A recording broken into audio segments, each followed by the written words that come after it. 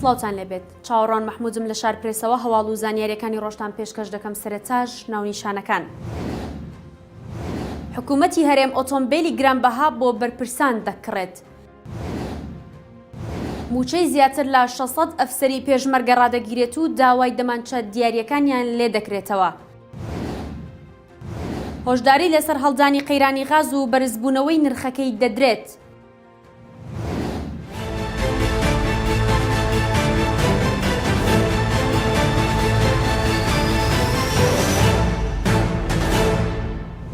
وەزارەتی دارایی و ئابووری حکوومەتی هەرێم بە بڕیارێک ڕوونکردنەوە دەدات لە بارێکردنی ئۆتۆمبیل بۆ فەرمانگەکان و بەرپرسانی حکوومەت.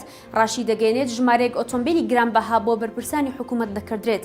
وەزارەتی دارایی و حکوومەتی هەرێم لە نووسراوێکدا چەند بڕیارێک بۆ کڕینی ئۆتۆمبیل بۆ بەرپرسی فەرمانگە حکومیەکان و ئۆتۆمبیلە خزمەتگوزاریەکان دەردەکات و جەخت دەکاتەوە دەڵێت دەبێت هەر ئۆتۆمبیلێک 10 ساڵ زیاتر سوودی لێوەربگیرێت ئەو کات داواکاری بۆ کڕینی ئۆتۆمبیلی تازە پێشکەش بکرێت. لەو نووسراوەدا ئاگاداری هەموو دام و دەستگاکان کراوەتەوە. وەزارەتی دارایی لە بەربارودۆخی دارایی ئێستا ناتوانێت کۆی داواکاریەکانی کڕینی ئۆتۆمبیل جێبەجێ بکات، چونکە وەکو باسی کردووە ژماری داواکاریەکان گەیشتۆتە ئەو ژمارەی کە ناتوانن دابینی بکەن. بە گوێرەی ئەو ئامارەی لە بەردەستی بەڕێوەبەرایەتی گشتی هاتوچۆی هەرێمی کوردستان هەیە، لە ئێستادا زیاتر لە 18,000 ئۆتۆمبیلی حکومی بوونی هەیە.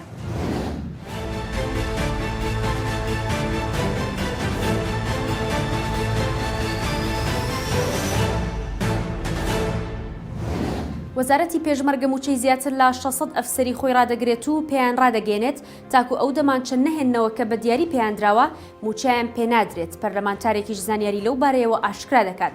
سەروان هەرکی ئەنجامی لیژنەی پێشمەرگە لە پەرلەمانی ماوە بۆ درێژکراوەی کوردستان لە میانی کۆبوونەوەی ئەمڕۆی پەرلەماندا ئاشکرای کرد زیاتر لە 600 ئەفسەری سەر بە وەزارەتی پێشمەرگە پێشتر هەر یەکەیان دەمانچەیەکی بە دیاری پێدراوە و دەژڵێت لە ئێستادا وەزارەتی پێشمەرگە داوای هەموو ئەو دەمانچانە دەکاتەوە و موچەی سەرجەم ئەفسەرەکانیشی ڕاگرتووە و داوا دەکات تا ئەو کاتی دەمانچەکان نەگەڕێنەوە موچەکانیان پێنادرێت. لەو ڕۆژەوە پەرلەمانتارەکەوتی داوا لە سەرۆکایەتی پەرلەمان دەکەم ڕەزامەندی بدەن لەسەر پێکەنانی دوو لیژنە. یەکەمیان بۆ ئەو کێشەی لە وەزارەتی ناوخۆ باسمان کردو وەزیری ناوخۆ وتی چارەسەری دەکەین تا ئێستا نەکراوە. دووەمیش لەسەر ڕاگرتنی موچەی ئەم 600 پێشمەرگە و وەرگرتنەوەی دەمانچە لێیان.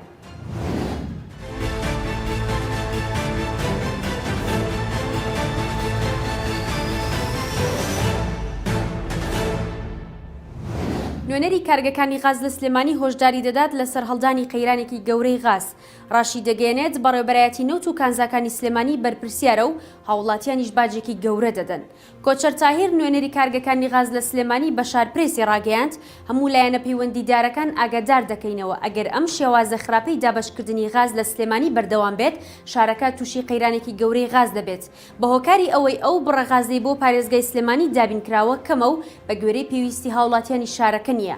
ئاماژەی بەوەشداوە شێوازێکی زۆر خراپ و نەگونجاو لە دابەشکردنی غاز لەلایەن بەڕێوەبەرایەتی نەوت و کانزاکانی سلێمانیەوە هەیە و جیاوازێکی زۆر لە نێوان کارگەکاندا دەکەن و ئەو بڕێ بۆ ناو شار دابینکراوە کەمیان کردوتەوە و ناردویانە بۆ دەرەوەی شار.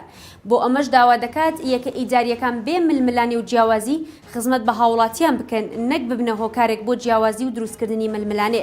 هۆشداریش دەدات لە ئەگەری بەرزبوونەوەی نرخی غاز لە داهاتوودا بەرپرسی سەرەکی بەڕێوەبەرایەتی نەوت و کانزاکانی سلێمانیە نەک کارگەکان.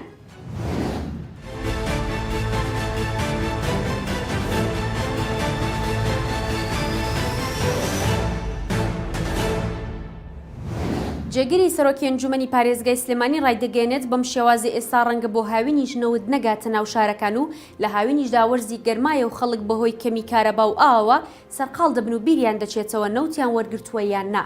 پێشتر حکوومەتی هەرێمی کوردستان بەڵێنی دابوو نەوت بەسەر تەواوی هاوڵاتیاندا وەکو یەک دابەش بکات، بەڵام لە ئێستادا هێشتا ئەو دابەشکردنە سنووری ناوچە شاخاویەکانی تێنەپەڕاندووە و ناوچەکانی تر هێشتا لە چاوەڕوانیدان. بەرزان شێخ محەممەد جێگیری سەرۆکی ئەنجومەنی پارێزگای سلێمانی ڕایدەگەێنێت ئەگەر بەم شێوازە خاوە دابەشکردنی نەوت بەردەوام بێت ئەوە ڕەنگە بۆ هاوینیش نەگاتە ناو شارەکان. هاوشێوەی ساڵانی تر ئەو کاتی ژوەرزی گەرمایە و خەڵک بە کەمی کارەبا و کەمی ئاوەوە سەرقاڵ دەبن و بیریان دەچێتەوە کە نەوت نەوتیان وەرگرتووە و پێشتر کەمال محەممەد وەزیری سامانە سروشتەکانی حکوومەتی هەرێمی کوردستان بە وەکالەت ڕایگەیاندبوو. ئێمە بەدڵنیایەوە بۆ ناوچە شاخاویەکان ئەو بڕەمان کڕیوە ئەوەی بەغدا کە گەیشتە هەرێم بەشی قۆناغی دووهەمە کە دەوروبەری شارەکان دەکات و تووشەتی حکوومەت مەبەستێتی هەر خێزانێک بەلانی کەم بەرمیلێک نەوت وەربگرێت بۆ ئەم ساڵ. هەواڵ و زانیاریەکانم پێشکەشکردن هەرشاد بن.